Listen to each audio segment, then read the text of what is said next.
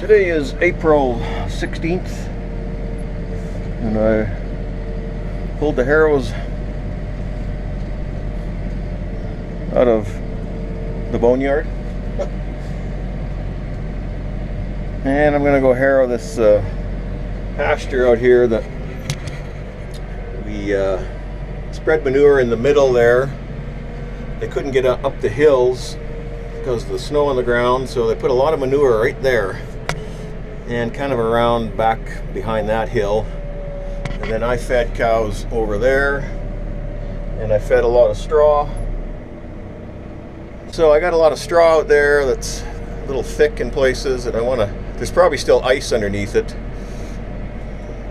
And then up on top of that hill I fed up there as well. So we haven't really had any moisture this spring, so I just want to get this harrowed while it's kind of dry, and then when we do get moisture, I say when, then come out and harrow it again probably in May to get things going. So we'll see how it goes.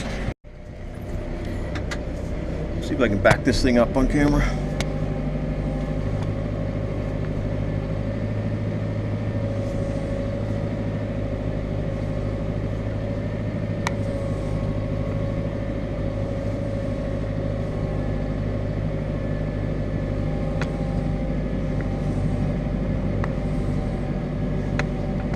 Kinda, maybe.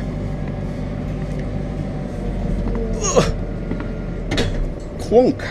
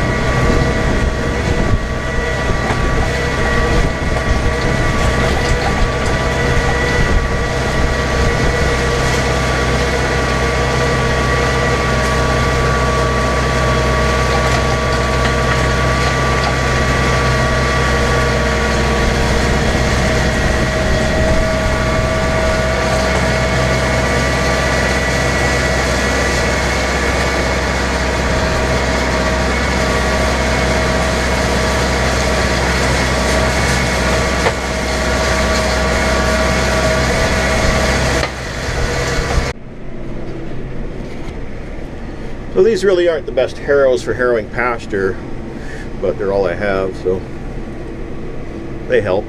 Actually, I rented chain harrows one year. I thought, just to see what they would do. Actually, as I recall, that was 5 or 6 years ago, but I don't recall them doing really much different than what these old tine harrows do, so I don't know. They put a lot of manure on this flat ground here because it was the only way, it's the only land they could get on. They couldn't get up the hills, so they're giant spreaders. So hopefully the grass comes through it. It's pretty thick for putting on grass. It looks like you should be running a disc over it. I think it will. This grass was seeded in 2013, so it's going to need rain. Like, it needs some rain to wash the manure down into the soil. And see, they brought some cement out.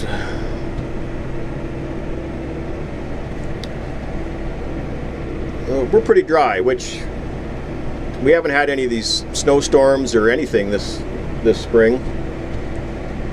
So I'm not complaining from a calving point of view. I'll start complaining in May if it still haven't had any moisture. But for April, I won't complain.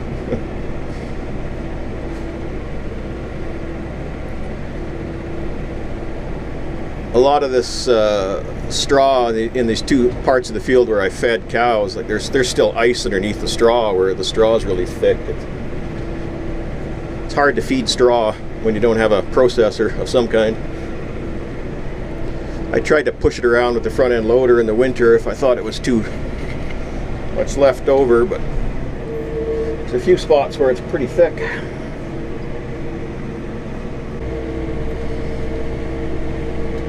So it's quite a mess up here. This is where I was really feeding them straw in the first part of the winter.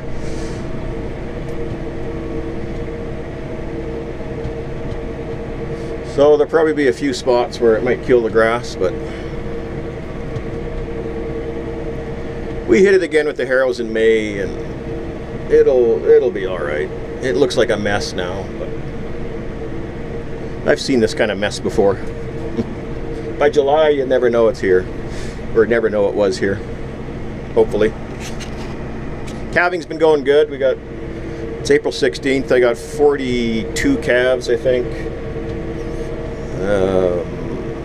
I'm ahead of pace for compared to last year, even with putting the bulls out later. So haven't had any issues at all, except that one crazy heifer that I made that video of. Other than that, it's been smooth sailing.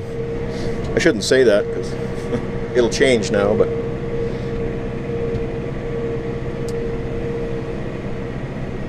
the weather helps, and I guess I had 2 new bulls in the heifers this year, and I haven't had to assist a heifer at all. They just calve, and the calves, if their mothers aren't knocking them over, jump up and suck, so they're certainly not too big.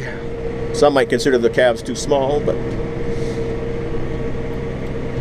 And I guess I had 2 new bulls in with the cows as well, and so far no issues there either, so it's been good. Anyway, we'll get her done, and we'll see what it looks like in a few weeks.